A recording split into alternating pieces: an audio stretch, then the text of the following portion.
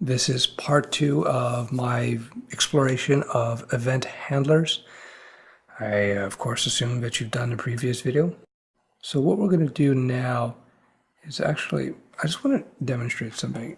You notice how I was able to use this JavaScript here inside the event handler.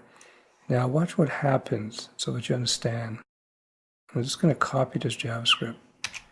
I'm just going to put it out here in the middle of the page willy-nilly so that it just seems so you see what's happening. Okay, Firefox wants to update. I'm going to say don't bother me, I'm teaching the people here. I'm just going to hit refresh. You notice now our first script work, I do a mouse over, but you notice see the code here?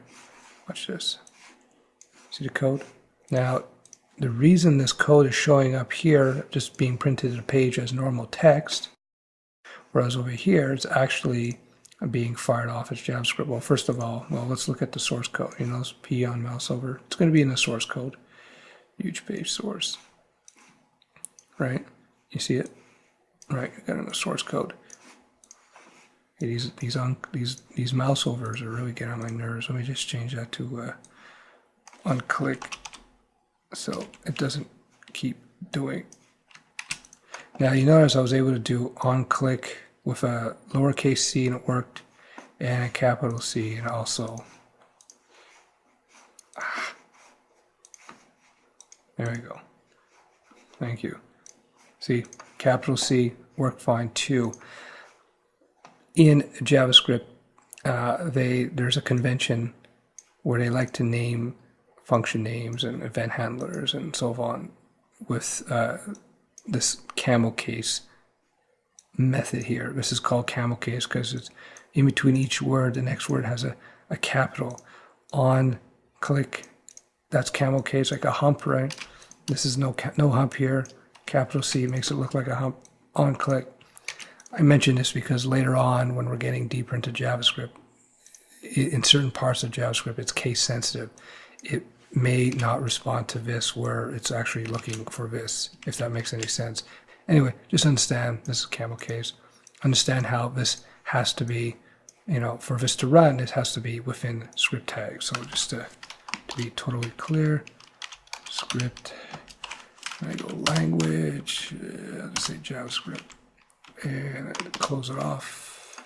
You see how Dreamweaver makes it easy for us. Now watch what happens. You're going to see how this alert, I'm just going to go automatic.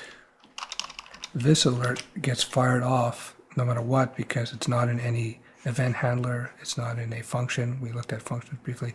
This just gets auto-fired. So let's just load this up, refresh. Whew. See, automatic alert. Whereas this other event, the don't click on me one, where I have to click, I'm going to click now. I'm clicking. See, out you click me. So you see how event handlers, in a way, allows you to control when a particular piece of JavaScript actually happens. Does that make sense?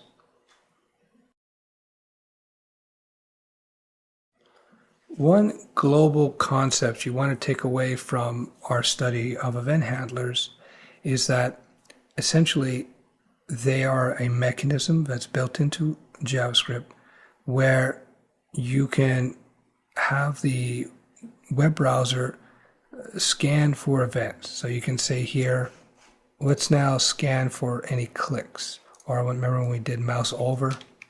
Let's now scan for any time the mouse actually passes over this paragraph. So this is like a built-in mechanism in JavaScript, sort of a free tool that you have access to.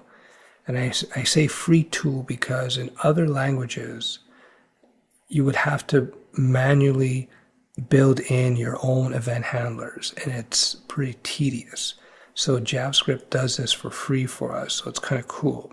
And we have access to a whole bunch of event handlers. We saw the list before. So this is just a short list of some of them. Well, I think this is all of them.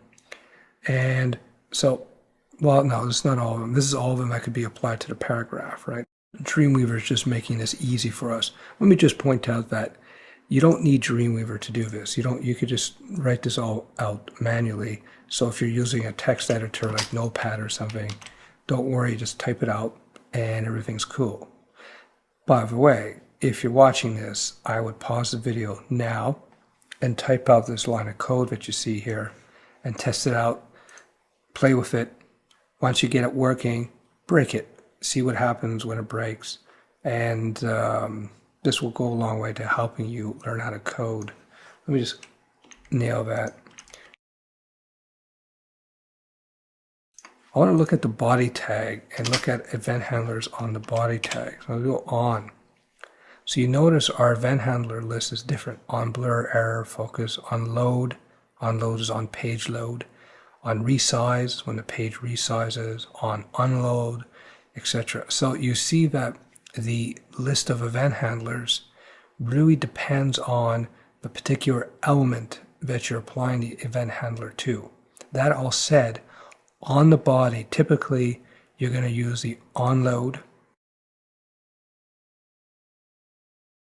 When you're programming, you have to understand the whole process is bug prone, bug filled. Even when you really know what you're doing, you're always going to be coming across situations where it doesn't work the first 5 times.